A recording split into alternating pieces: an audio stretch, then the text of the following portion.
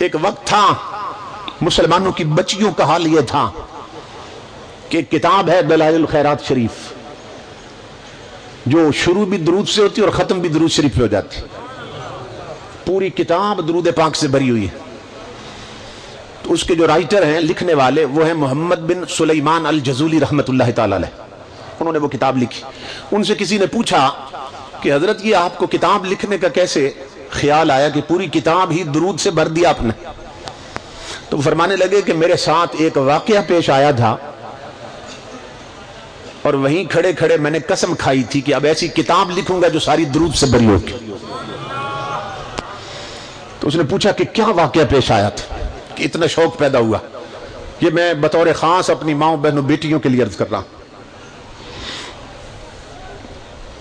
محمد بن سلیمان کہتے ہیں میں ایک علاقے میں تھا اور میں نے زور یا عصر کی نماز پڑھنی تھی اور وضو بھی کرنا تھا، پانی کی تلاش میں تھا، تو مجھے کافی تلاش کے بعد ایک کنواں نظر آیا۔ تو جب میں کنویں پہ پہنچا تو وہاں ڈول اور رسی نہیں تھی، تو میں پریشان کھڑا تھا کہ پانی بہت گہرا ہے، اب ڈول بھی نہیں رسی بھی نہیں، پانی کیسے نکالوں؟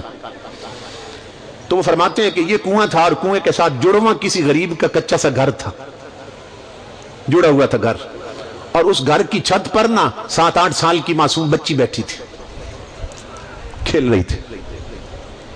میں ادھر ادھر دیکھ رہا تھا کہ اب پانی کیسے نکالوں، تو اس بچی نے کھیلنا چھوڑ دیا اور میری طرف دیکھا اور مجھے دیکھ کے کہنے لگی من انتا، آپ کون ہیں؟ میں نے کہا انا محمد بن سلیمان الجزولی، اپنا تعارف کرایا، محمد بن سلیمان ہوں۔ تو بچی کہنے لگی چچا کیوں پریشان کھڑے ہیں؟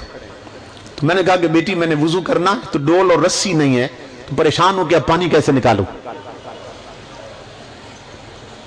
حضرت شیخ فرماتے ہیں کہ اس بچی نے نا میری طرف دیکھا اور ہنس پڑی، اور عربی زبان میں بڑا فصیح جملہ کہا اس نے،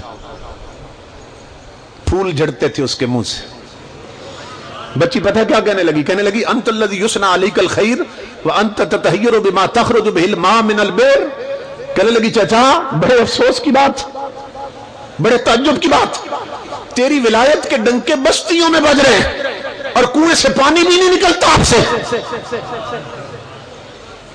نام سے پورا مصر گونج رہا ہے اور کنویں سے پانی بھی نہیں نکلتا۔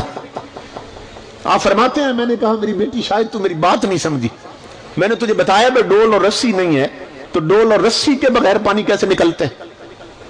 محمد بن سلیمان کہتے ہیں اللہ کی عزت کی قسم لوگو، وہ بچی چھت سے نیچے نہیں اتری، اوپر سے جھک گئی کنویں کی طرف، چھت کی طرف سے اوپر سے جھکی نا کنویں کی طرف، کہنے لگی چچا میں بتاتی ہوں پانی کیسے نکالتے ہیں۔ اس بچی نے نا پانی میں تھوک دیا۔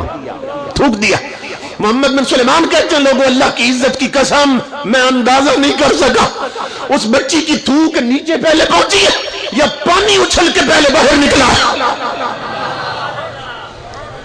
کنواں فوارہ بن گیا، بچی کہنے لگی چچا اب کر لے وضو، پانی ایسے نکلتے ہیں۔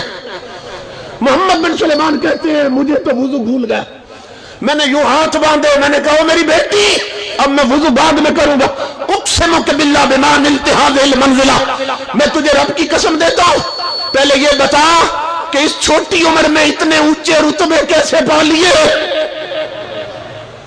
کہ تیرے تھوک کے چند قطرے کنویں میں انقلاب لاتے اور کنویں کو فوارہ بنا دیتے، اس چھوٹی عمر میں اتنے اونچے رتبے کیسے پا لیے؟ تو بچی ہنس پڑی، کہنے لگی چچا اتنے بڑے عالم ہیں اور یہ بھی نہیں جانتے کہ یہ رتبے کیسے ملتے ہیں؟ میں نے کہا میں تیرے منہ سے سننا چاہتا ہوں۔ کہنے لگی اگر میرے منہ سے سننا ہے تو چچا سن، بکثرت الصلاۃ علی النبی صلی اللہ علیہ وسلم، میری چھوٹی عمر نہ دیکھ چچا، اس چھوٹی عمر میں بھی میں ہر وقت اپنے نبی پہ درود پڑھتی رہتی ہوں۔ نعرہ تکبیر، نعرہ رسالت، نعرہ رسالت، نعرہ تحقیق، نعرہ حیدری، لبیک لبیک لبیک۔ صدیق پکارے صدیق پکارے، فاروق پکارے، عثمان پکارے، حیدر نے پکارا، ہے تیرا نعرہ، ہے میرا نعرہ، ہم سب کا نعرہ، میرا دل پر جانی، کعبے کا کعبہ، میرے دل کی دھڑکن۔ چچا جو زبان ہر وقت نبی پہ درود بھیجتی رہے اس میں یہ تاثیریں آ ہی جاتی ہیں۔ بچی کہنے لگی چچا اب کر لے وضو، کہتے ہیں میں وضو کے لیے جھکا نا تو مجھے بچی نے پھر آواز دی، کہنے لگی چچا جانتے ہیں وہ کون ہے جن پر درود پڑھ کے یہ رتبے ملتے ہیں؟ میں نے کہا میں تیرے لبوں کے قربان جاؤں، جانتا تو میں ہوں، لگتا ہے پہچانتی تو زیادہ ہے، تو بتا وہ کون ہے۔ بچی نے پھر پھول جھاڑے اور کہنے لگی چچا وہ ہے اذا مشا فی البر الاکفر تعلقت الوحوش باذیالہ، وہ اتنے کریم نبی ہے کہ اگر کسی جنگل میں بھی چلے جائیں تو وحشی درندے جھاڑیاں چھوڑ کر اس کے دامن رحمت سے لپٹ جاتے ہیں۔ وہ اتنے کریم نبی ہیں کہ وحشی درندے جھاڑیاں چھوڑ کر اس کی کالی کملی سے لپٹ جاتے۔ چچا اب کر لیں وضو۔ امام الانبیاء کے غلاموں، ایک مقام پہ میں یہ واقعہ بیان کر رہا تھا نا تو بزرگ پھوٹ پھوٹ کے رو رہے تھے، تو بعد میں مجھے ایک بزرگ ملے صلاۃ والسلام کے بعد، تو فرمانے لگے بیٹا آپ بچی کی بات کر رہے تھے، میں یہ سوچ کے رو رہا تھا کہ اس بچی کی ماں کیسی ہوگی،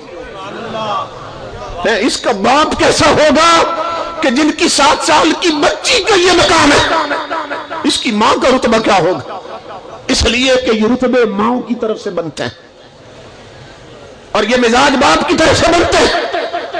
اگر مائیں ٹی وی پر ڈرامے دیکھیں اور میک اپ کر کے بازاروں میں پھریں اور باپ بازاروں میں آوارہ گردی کریں تو پیدا ہونے والے بچے ڈسکو ڈانسر بنتے ہیں، رب رسول کے باغی بنتے ہیں۔ اور اگر مائیں تہجد گزار ہوں اور باپ پرہیزگار تو پیدا ہونے والے بچے کوئی میر علی شاہ بنتا ہے، کوئی قمر الدین سیالوی بنتا ہے، کیونکہ یہ جان ماؤں کی طرف سے لگتی ہے، یہ رنگ باپ کی طرف سے چڑھتے۔ تو جن گھروں میں 24 گھنٹے چینل بدل بدل کر بے حیائی کے منظر دیکھے جائیں اور 2 ڈشیں لگی ہوں چھتوں پہ اور کیبل کے کنیکشن ہو اور شادیوں پہ ڈول بجے اور بہو بیٹیاں میک اپ کر کے بازاروں میں پھریں، ان گھروں میں ایسی اولاد نصیب نہیں ہوتی۔ اس لیے میری ماں بہن بیٹیوں، اپنا منصب پہچانو، تم شمع محفل نہیں ہو، تم چراغ خانہ ہو، تمہارا مرکز بازار نہیں، تمہارا مرکز مصطفیٰ کا مصلی ہے۔ ناول چھوڑ دو، کملی والے کے قرآن کی تلاوت کی عادی بن جاؤ اگر چاہتی ہو کہ تمہاری نسلوں میں حضور کا دین چلتا رہے۔